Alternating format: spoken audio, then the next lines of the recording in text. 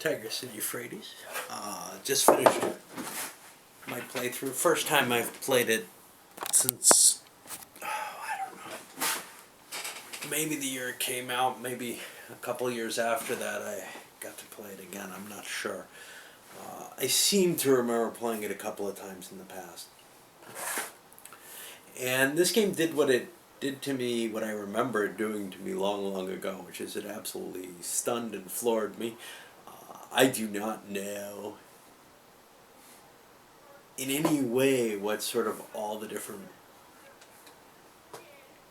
strategies could even be. It's just so open, so there's so much choice in terms of how you want to go about different things, and it feels to me like whatever goal you come up with at a particular time, the tiles that come up into your hand, whatever, end up being absolutely perfect for the opportunist kind of play that I like.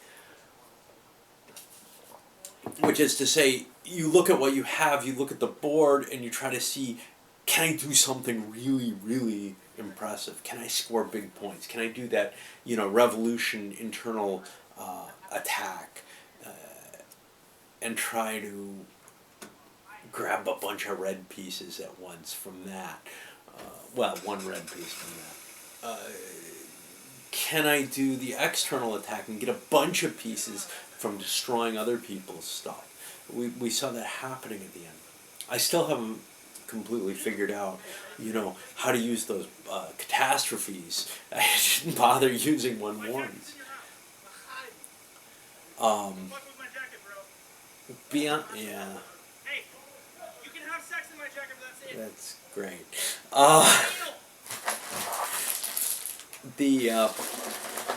The choice on whether or not to build the monuments, because they come with a cost of your action, and then make this huge target on that area, on that particular, or those particular colors, where everybody's going to be interested in them.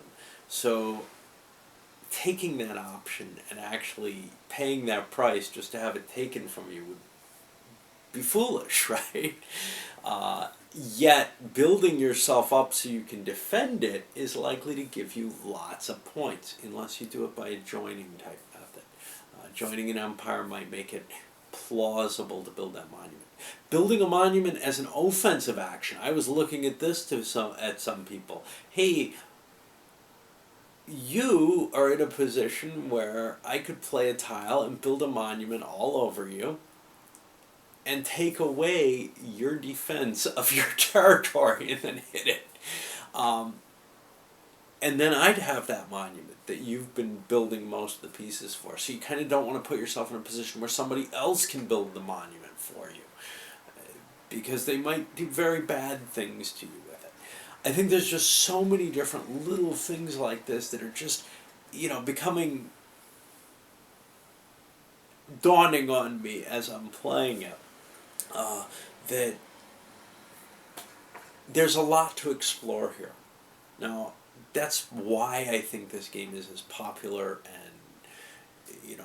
and lasted for so long at such popularity in a culture that's used to, okay, let's figure out the next game. Let's figure out the good strategies. Figure it all out. My gut tells me you can't figure them all out here. That it's just so intertwined, and there's enough luck and everything in there and enough opportunism that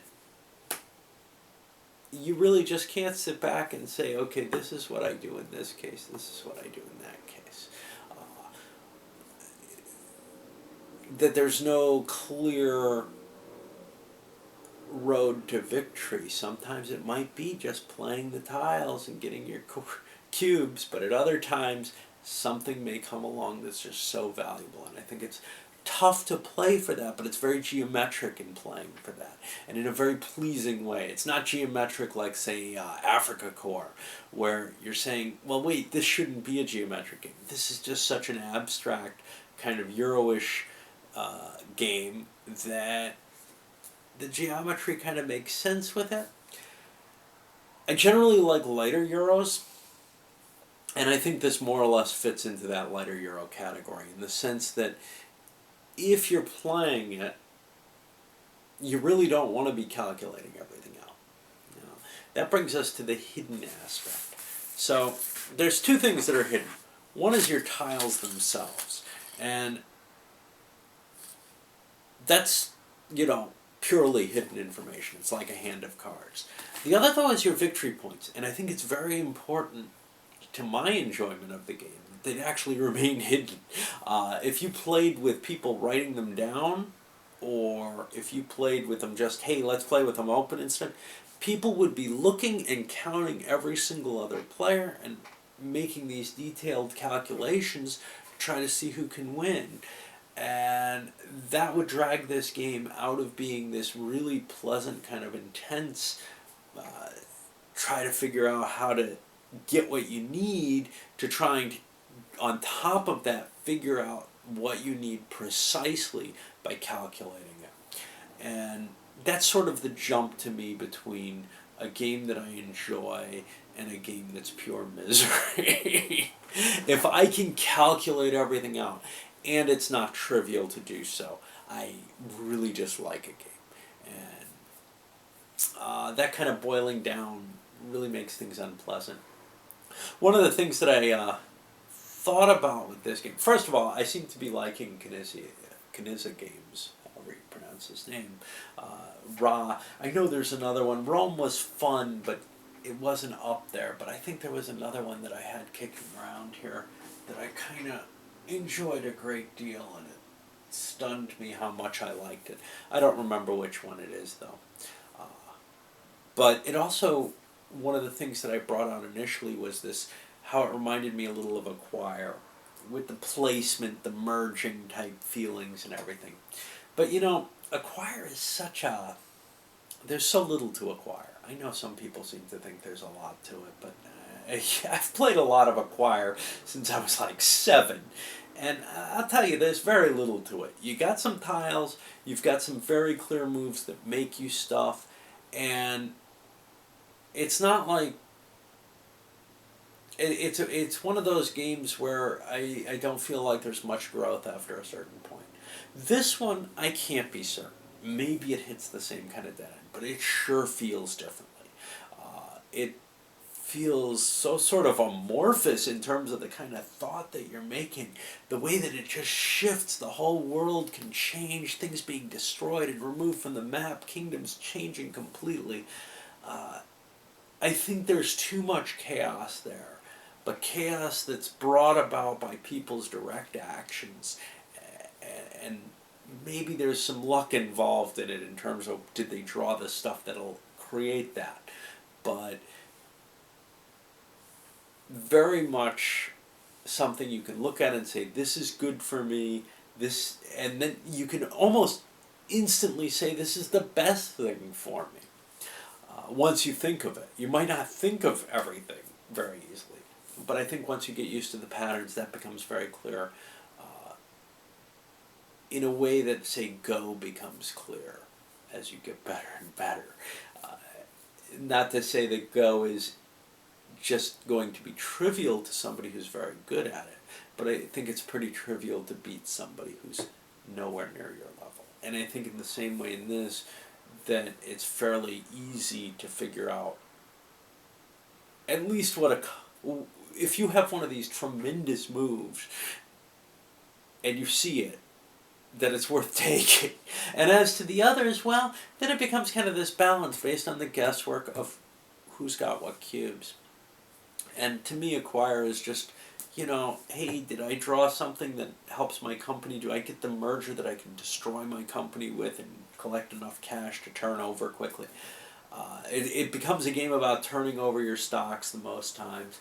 And it's just, there's a few fairly simple maxims in it that hold all the time. And that's not the case here. It really isn't. Component-wise, I've got the old edition. I'm sure the new edition comes with more, it comes with a second scenario, comes with the expansions. I don't know how much you need it, but let's review what I've got here. A bunch of nice wooden pieces. I really like the big discs. The monuments, they're the multicolor is weird on them, and it's kind of disturbing. The appearance of the tiles, it's good solid tiles. Somebody seems to have clipped these. It wasn't me. It's a bonus there.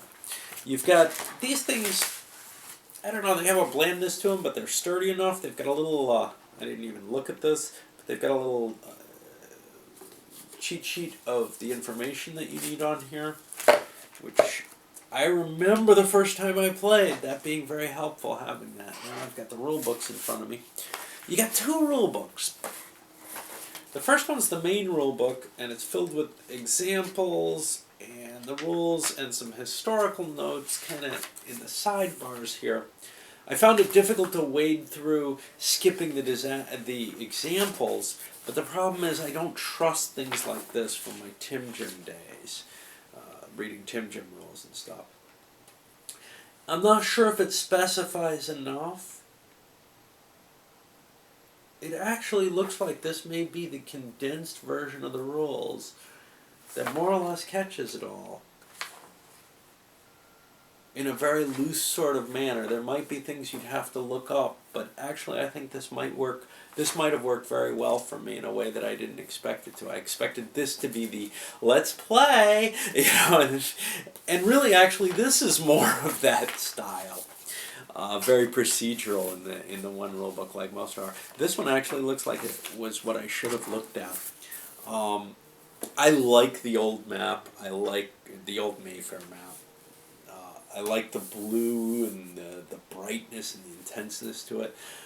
I know some people probably hate it, but to me, I'm kind of glad I have this version just for that coloring, because that's how I remember Tigris and Euphrates, is those bright colors, and I don't know, it may seem garish to some, but it appeals to my sense of aesthetics. Anyway, overall, I'm not the person to really talk on this game because I haven't played it that much. I think I'd like to. There aren't a lot of Euros that I feel like playing, again and again and again. And I can see that this one, would capture me, and I could see getting addicted to it and playing it maybe, I don't know, several times in a week, and then maybe putting it away. But that's not something that happens to me very often. It's maybe a little longer than some of the things that are easier to do that with. But I'm hoping that, I'm going to get my wife to play it, but I'm hoping she gets, enough enjoyment out of it that we can get a few plays in and kind of figure out how this thing works. Because, I don't know, that's what it is about, and I don't think you can figure it out completely, but I think we can get more of a feel of some different ways to enact sort of the tactical operations of getting the points you want at that time. I don't think there is any real strategic thought in this. You've got one thing, you want to constantly balance your cubes as much as you can, and if you get a big jump in one cube, well, you want to concentrate on the others with no question there. I think I allowed some of my players to go a little far ahead in one color or another just at the beginning of the game, thinking, well, I'm going to need a bunch of cubes to win. Well, it came down to a 7 and 8 point game on the lowest cubes. When I played this opposed, I was kind of shocked. I don't know if I won or lost, but I know that I kind of didn't know before we revealed things. And I think it probably takes a significant amount of experience with the game to know. I mean, when it's that close and there's hidden information as to the victory points, wow, Now, obviously, somebody could be clearly running away with the game. But I suspect it seldom happens. And I also suspect the person who sees the proper patterns and stuff the more often, and gets lucky, obviously, is going to win the overwhelmingly large number of times. It feels like a game where there's a skill in it that's hard to express almost. Anyway, I'm really impressed with this and damn glad I picked it up, actually. I'd been kind of standing away from Euros again, and mainly because most of them just don't catch me, and the heavier ones that just come down to calculations and counting. And this doesn't. This comes down to gut feelings as far as I'm concerned, which is what any kind of game should come down to once you kind of get past the rules side of it. Alright, up it goes.